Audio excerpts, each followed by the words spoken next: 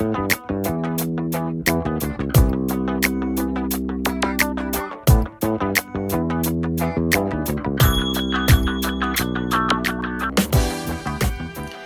today's episode is really close to my heart because I am a redhead with sensitive skin, and for years growing up in South Florida, I spent way too much time in the sun without any protection. This is way before we knew to do sunscreen or wear clothing. I mean, I remember years of slathering my body with oil, which I can't believe I'm even saying that out loud, but those were the days. That's what we lived through.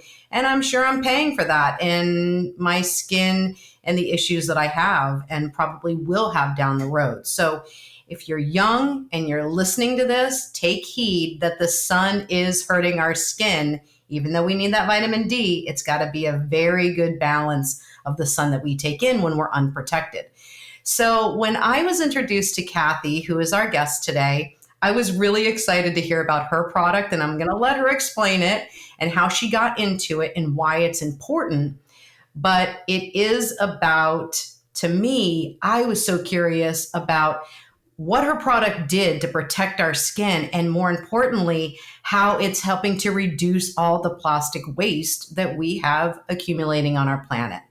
So if you're listening for the first time today, thank you so much for joining. I'm Angie Ringler, your Grateful Dead loving host. And today I am joined by Cathy, who is the founder of No Nets. And I will let Cathy introduce herself, share a little bit about how she got started and why what she's doing is so important.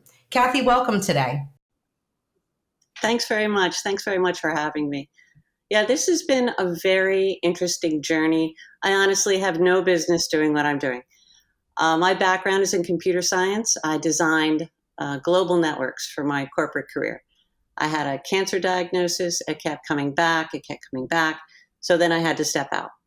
Then some neighborhood women were like, oh, you have business experience. You know, we have an idea. Let's try and do something.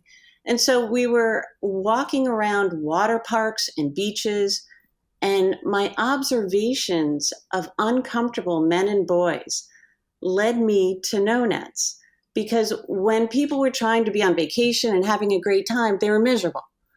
And then I took those observations and turned it into super soft clothing for extra sensitive people. I test each design with the texture sensitive and autistic community. I actually count the number of stitches against your skin, as each stitch is a point of irritation. Many manufacturers look at my products and say, oh, it's like origami. So the waistband has like the least number of stitches against your skin. And then when my son was 16, he came to me and he said he wanted to study music for a living. I thought, oh, that's a terrible idea. Don't do that. But instantly I regretted that, because that was his superpower. And I thought, why don't people succeed in creative ventures? And maybe it's because they don't understand the 360 around it, the business around it. So I bought out the other women.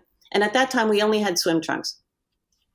I brought Chris in full time. Before you go on, were you guys making them yourselves? Was this like a women group of sewers making these? No, honestly, I can't sew a stitch. I'm a design person. So like all of my computer background, like I'm very good with like CAD. And, you know, when I was going through like all the radiation and all the surgeries, I couldn't talk for years because they just kept, I was all a bunch of neck surgeries. And it was very tough raising a small kid without being able to talk. But I taught myself stained glass design. And I found out that I was an artist. So by using like the art and all the technical knowledge I have, like this business was the marriage of each of my strengths.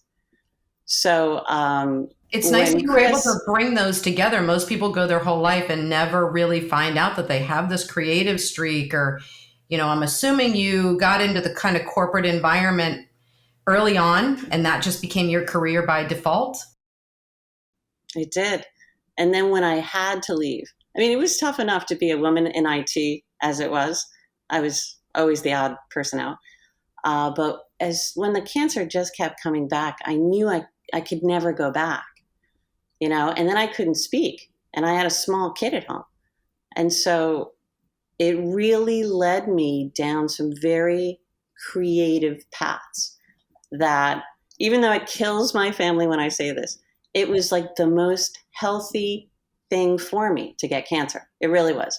It shaped my priorities. It readjusted my outlook on what was important in life and what wasn't. And then I started to realize that, I'm highly creative, and I thought my son was such an anomaly. I was like, where did he come from?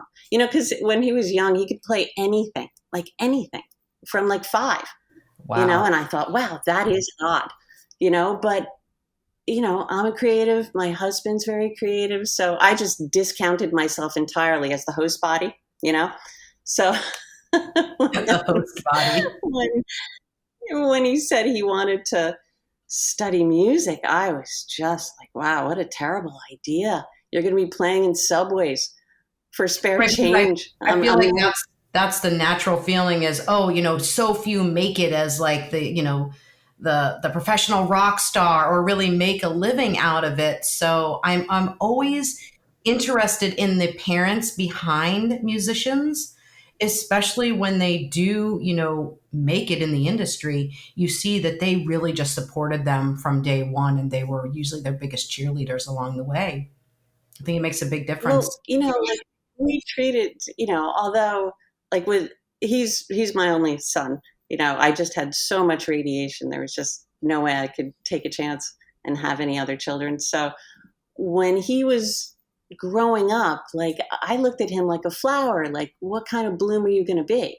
Like you just lean in and be like, oh, we tried everything. I was like, well, you might be interested in this. And then, he went along and not so much. But once he sat down at a piano, I was like, oh, you really have some, and I never thought anything of it.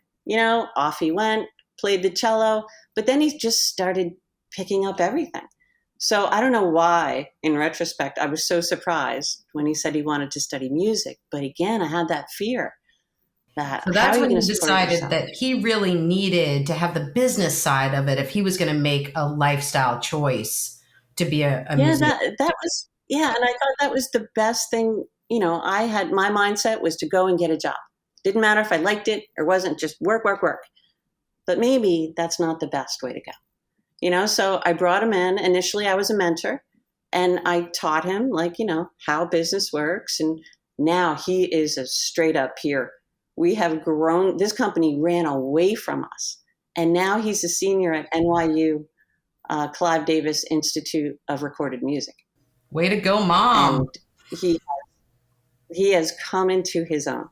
That's very cool that And without no nuts, you were able to support him in that. But really, like, let's go back to No Nuts for a minute, in where you were mentioning about how you saw this real need, right? Here you are on the beach saying that guys are not feeling very comfortable in swim trunks and shirts, right? Rash guards, I think, is the proper term for them, right? so yeah. So once we started looking at just, specifically guys, because, I'm not a fashion designer. I'm not, I'm trying to stay in one vertical that's, pretty straightforward and then branch out. But rash guards, especially for the artistic community, is terrible. It's just terrible for them. It clings. It seems to suffocate them, and they hate the way it feels. So then we really got into sustainable fabrics, making, the exterior shell of swim trunks out of recycled plastic bottles. The rash guards are made from reclaimed fishing nets, and it makes them, it's a gorgeous fabric. I love this fabric. It just hangs. And I put like a skin safe zipper. It's fully covered in the back. You can't pinch yourself. And a little rubber pull. And so this way they can control the fit. So it doesn't squeeze them, so they don't get all panicky. And you don't have to slather sunblock. And they hate that too. So I cater to the autistic community because they're just so very sensitive. And to sit with these kids, they have some very, even though they're very sensitive to everything, I really believe they always have like such a brightness about them, a myopic brightness, so I design like exclusively for them. That's how I started. And then if they're comfortable, everybody's comfortable.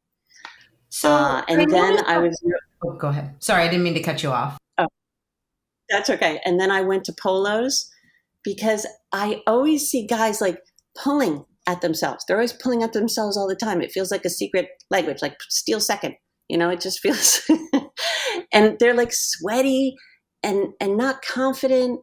And so I was like, okay, what could I do with to solve this problem? So I always look at everything like clothing should do more than hide your naked body, right? It should solve a problem, like an uncomfortable problem. So the polos have permanently embedded minerals in the yarn that are active coolants. It's continually working to cool your body so you won't sweat. So you can do 18 holes of golf, no problem. Tennis, yeah, you go. But at least, you look and you feel good, and that's always what I'm looking at. If I'm going to spend $100 on a bathing suit, I do not want to see guys on the beach in shorts and boxers.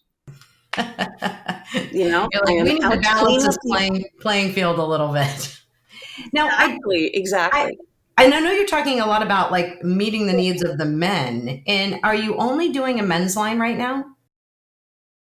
Men and boys. So is there a reason why I can't buy one of the rash guards? I only this was my first attempt at rash guards, and I just made them. I mean, they're unisex. I mean, girls can wear them too. I just did like one small run because COVID absolutely just about destroyed us. I mean, we went from absolutely high on the hog to all manufacturing is shut down. I can't get fabric anymore. Shipping was astronomical. I couldn't find containers. I'm getting inventory now that I ordered a year ago. I mean, Glad COVID to was hear that it's disastrous. coming. Glad to hear that it's coming in. Tell me a little bit more about the fabric. I know you said, you really love the fabric. How is it manufactured that they're taking these nets, which we know is a huge problem out there in the ocean, that these nets are just everywhere. They're harming animals, the fish are getting caught up in them. And tell me more about how you got into the fabric with nets. Well, I decided to make relationships with fabric mills who were doing something interesting, right? Because the more I look at the textile industry, right, the more harmful I realize. Like everything we're wearing is so harmful. The dyes, a cotton shirt takes 2,700 gallons of water to grow, to make. Cotton is so thirsty, so I really, as I'm looking at, and I'm a super detailed person, if you can't tell, so I'm always looking at the thread, like how hard is this on the environment? Where is it coming from? What's my carbon footprint? Like all of it. You can paralyze yourself. I've been there. But I found a mill in Italy. I love these. I love these people. They're fabulous. They take carpet fluff. They work with fishermen. They take the fishing nets. They partner with all kinds of industries to give them their garbage, and then they mill it. And the milling is super interesting. It's a ton of work. Whoever thought of this, I mean, crazy smart. But the fabric that is produced is gorgeous Italian fabric. It's gorgeous. I mean, I might, design something else out of it. It's UPF 50 four-way stretch, doesn't fade, and it just hangs and it doesn't cling. I love that about it. And especially, if you're like a little body sensitive and you get out and you're just always like pulling at yourself, this just hangs. It's gorgeous. Yeah, and I feel So like yeah, mhm. I feel like that we're duped a little bit by the FP, like the sun protection in shirts. I don't, and maybe you can help me understand that a little bit because when I'm looking for some sort of like rash guard or sun protection shirt that I can also go in the pool and, make it fit all my outdoor needs, it seems like it just says polyester. Like the fancy Yeah. tag that hangs from it that advertises it's SPF 50 or whatever their term is.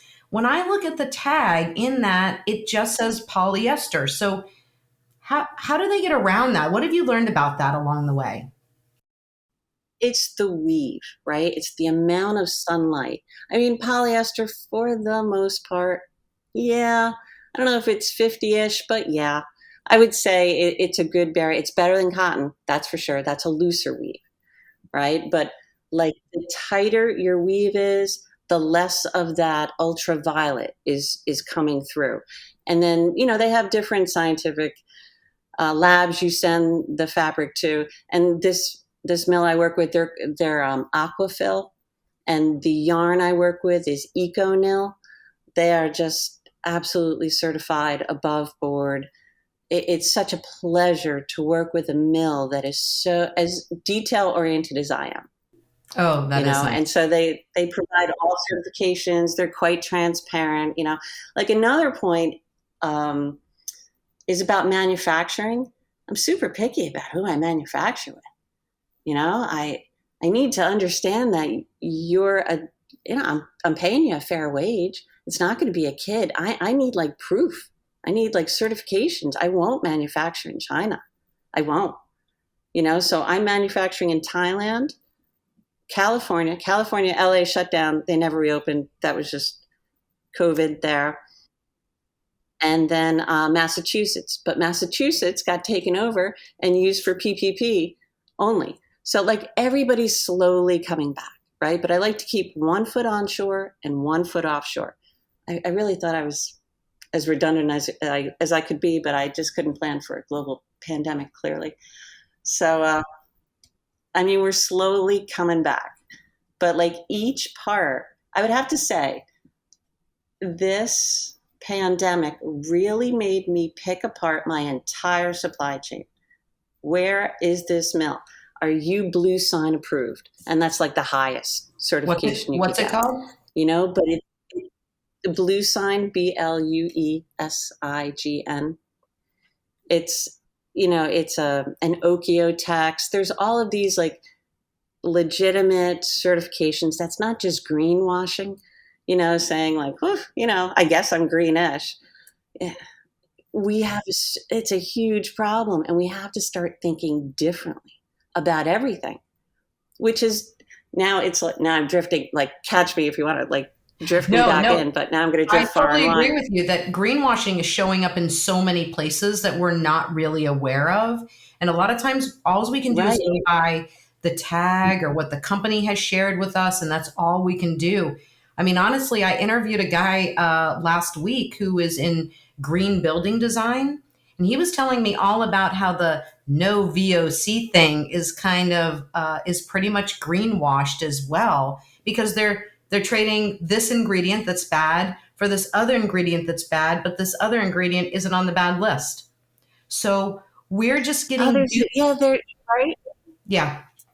And sometimes we don't know the And it right has, questions to ask. So to me, that's where I've been thinking, like when you're talking, I'm like, how does she even know to ask all these questions? Like, I'm assuming you spent I really didn't. hours, Oh, hours researching. years. Yeah, I'm telling you, it's a changing landscape, and I have spent years. I mean, it's like an army crawl. At first, you're like, "Does anybody know I exist? Will they like my product? Is it working?" And you army crawl yourself out, and then when you like stand up a little bit, you're like, "Oh, wait a minute. I don't think I like what you're doing. You're not aligned with who I am." But to do all of this is super expensive. And then when you have somebody like the Gap selling a bathing suit for $5, $5. Who made that bathing suit? Where did it come from? What is it made out of? And then when people are like, "How come you don't have designs?" I was like, "Well, it's so hard on the environment to print these designs and to get a vegetable dye to stay in at all. You have the best shot of keeping it one color, and when you're explaining, you're losing. Either people get it and they get your vibe and they're with you, or no. So a lot of the consumer pushback I receive, and especially now because inflation, gas, everything, it's expensive. But a lot of And the pushback I receive have you seen the fabric is price that go up? Have you seen the fabric price go up since COVID? it's breathless. It's not only has the fabric price goes up, but a minimum order quantity, because you could get like 5,000 yards before, right? And that's good. That's a good start, right? It takes like 1.7 yards. I could do like a decent small run with that. 15,000 yards is the minimum order quantity now. I mean, and the price per yard it's breathless. We're really trying to keep everything pretty much the same price and just hold on. All we want to do is hold on to get through this bump, and then we're going to go forward. But I really want to go forward in a much different way. What else can I do with this? What else can I do with No Nuts, right? So right now, every time you sign up for an email, right? So I have a little pop-up on the website. I plant a tree. In Indonesia, I plant a mangrove because they're the highest carbon reclamation. I hope to have a forest one day. That would be amazing. But, and you then will. with, you will. I hope so. But, it's tough for people to give out their email. I get it, but I'm just trying to see like, how much can I do? Right. And for every order, I prevent 1 pound of plastic from entering the ocean. I contracted with this group of women through an organization called Clean Hub. And these were women who were impoverished before, right? And there's no waste infrastructure in Southeast Asia. I think about 90% of our plastic enters the ocean through there. And they go door to door and they go through the beaches and they collect the plastic and I pay them. And then that goes to mills and then that goes to other things. So I'm trying to create like little ecosystems, right? Little circles, little karmic circles. And to see how much more I can do. And then in that vein, I mean, now this is total pie in the sky, right? What I really want to do is redefine thread. I want to redefine thread. Why thread? Because it's so harmful. A thread is so harmful to the environment, right? If I could redefine thread based on biomimicry, right? So I'm a big hiker, big gardener, but based on what you see in nature, if I could redefine thread to not retain stain, to reduce the amount of washing we would have to do to it or drying, if I can make it like do something more, right? So if I can, for example, a lotus plant, nothing sticks to a lotus plant. Water doesn't, dirt doesn't, nothing. What if I could use this is like my ultimate goal. I want to take people from different disciplines, a material scientist, right? A chemist, a naturalist. And I want to work with a mill. And I want to use what's currently in nature, what works, to make it easier on the environment. I would love not to wash and dry my clothes anymore. That would be amazing. Amazing. That's Even though my business sells laundry soap, I would happily get rid of that part of my business if what you do comes to fruition and we don't have to spend the resources on soap and water and energy and all that it takes to clean our clothes. Right, those Tide Pods, the microplastics in that. I mean, they just found plastic in blood, microplastics in blood for the first time. Like, we have to do everything different. We have to. Yeah. So that, once I crawl out of this, I mean, we really, like, Chris is going to graduate in a month. I have to let him go and do his own thing. I don't know what he's going to do, but I think he's going to be fine. Yeah. Like, I'm going down to see him perform in Brooklyn. I'm terrified and excited at the same time. But, he's got to go, and I have to assemble like my own team and I have to like get the solid products going. I would love to work with mills in this country. And then take a step into R&D and take like a big swing with people who want to be brave. I mean, I fail a lot. Those people are out there, right? More and more, I'm sure you're finding that this conversation, like you and I are having right now, people are open to these ideas and these thoughts more than ever. You couldn't have had this conversation 10 years ago. People would have thought you were crazy. Yeah. And right? now it's like, as you're saying this, I'm thinking, ooh, who do I know? Do I know anybody that I could connect her with? Like, that's the train of thought now. So I believe that you're on the right track when you have seen firsthand what nets and plastic can turn into to provide us with clothes. And now you're just thinking bigger than that, which I commend you for because it's not easy. You're going way outside the box. I am. It's lonely. It's super lonely out here. But I really need, I really need to take this company to the next level and get some like venture capital. I need like people to come in now and be like, okay, let's go. Let's try it. Let's take a swing. Because before, I was just diverting a portion of my profits. And that big island of plastic that's floating around the ocean, it's the size of Texas, right? So I was working with the mill in LA, and I had them charter boats, go out, take some of that plastic, see if we could do something with it. I failed 3 times. I'm trying to make these sweats that are temperature regulating, not too hot, not too cold, little Goldilocks, right?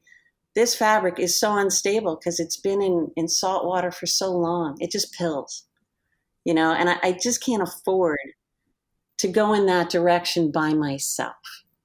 You know, I I need I need a team of enthusiastic people who are not afraid to fail. And they're out there. Maybe, man, it would be great if one or two are listening to us right now, have this conversation. Have you thought about I doing would love. incubators? There's a ton of these business incubators that are popping up around the United States. That have you looked into anything like that?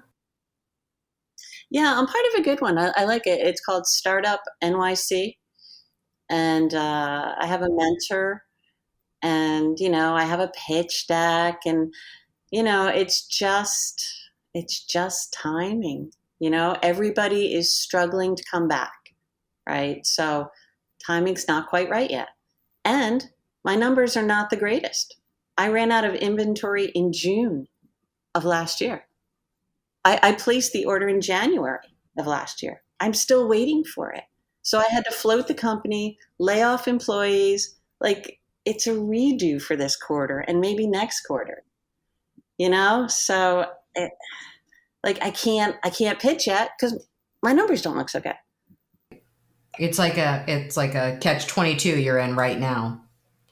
So 22, and because there isn't enough no nets for the world right now, right? There isn't enough supply for everybody to come and say, I want to buy one of those right now. Although soon, you just said you're I do about have, like, really, there's some. If you want to buy it, I do have some. okay. Okay. I got like 5,000 units in. Yes, yes. So it's a nonets.com. Is that your website? Yep, Nonetz.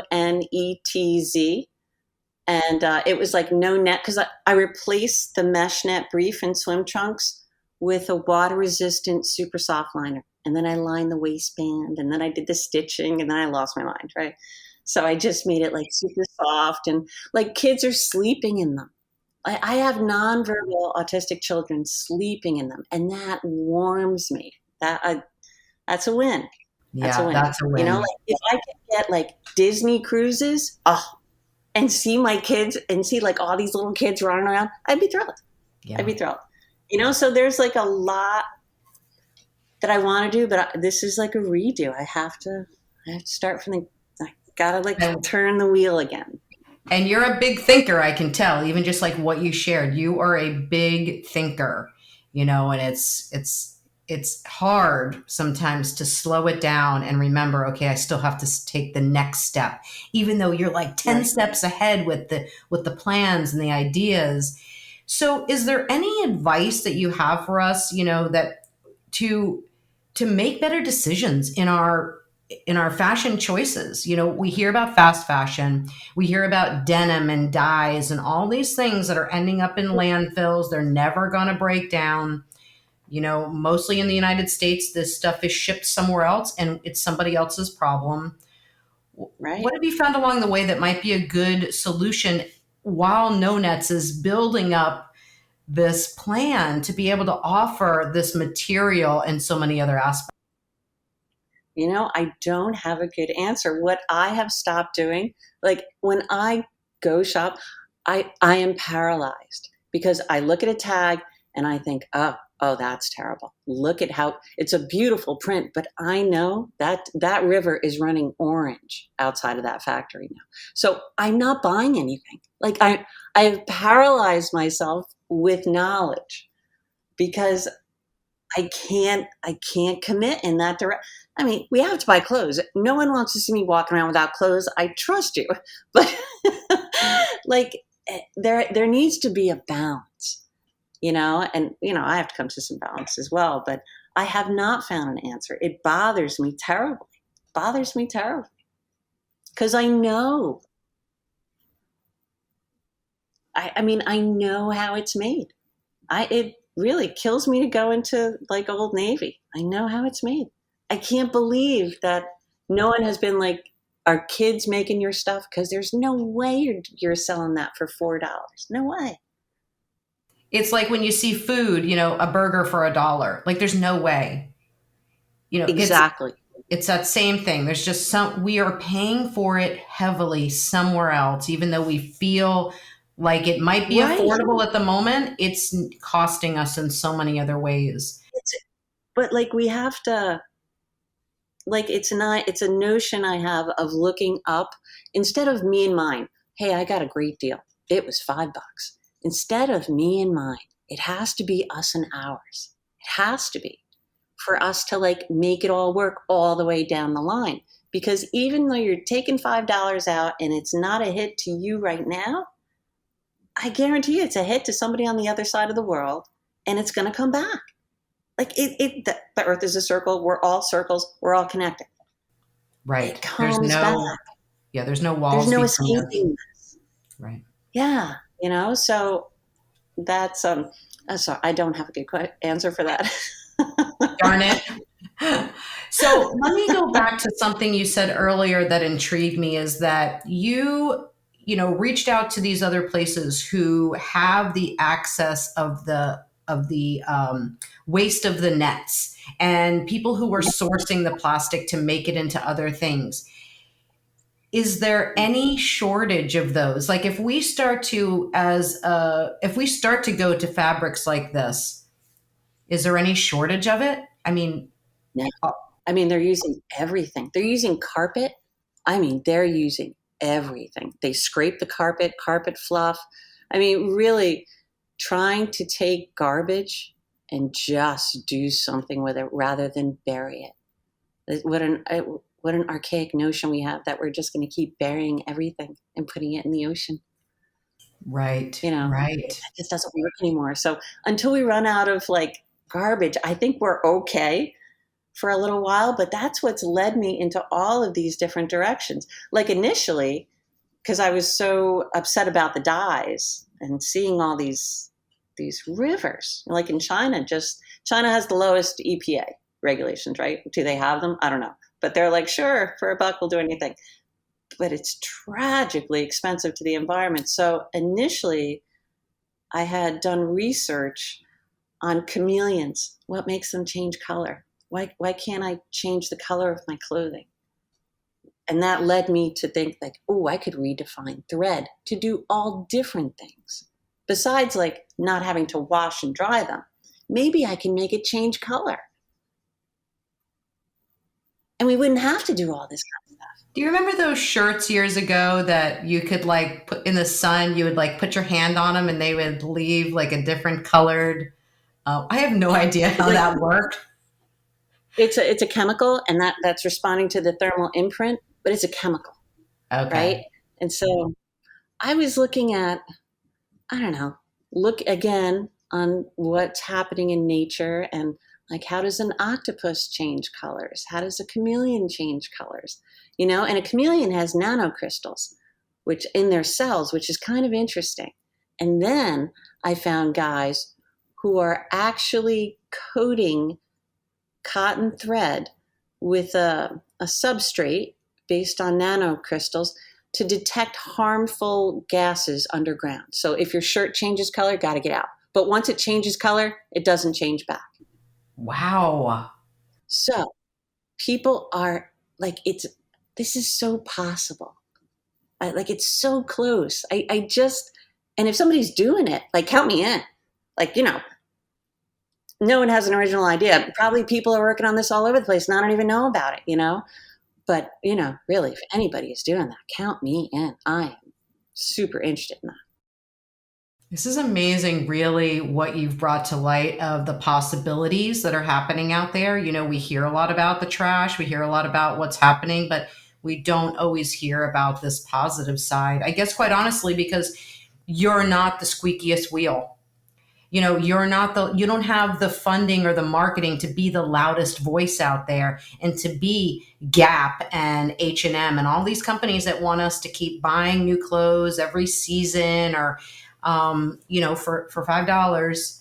And quite honestly, that is not, we know it's not sustainable for us. So I commend you for taking the big leap in doing something that so needs to be done, and swimming upriver by yourself. It seems like since the beginning, I feel like you've been really on this journey alone, and it's not easy to keep your spirits up every day and to keep fighting that good fight. I mean, what do you do to keep your momentum going and to stay positive?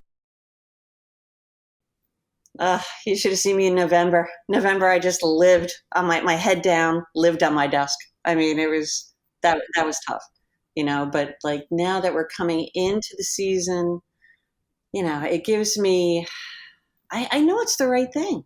I absolutely 100% know that this can be done. I'm a technical computer person.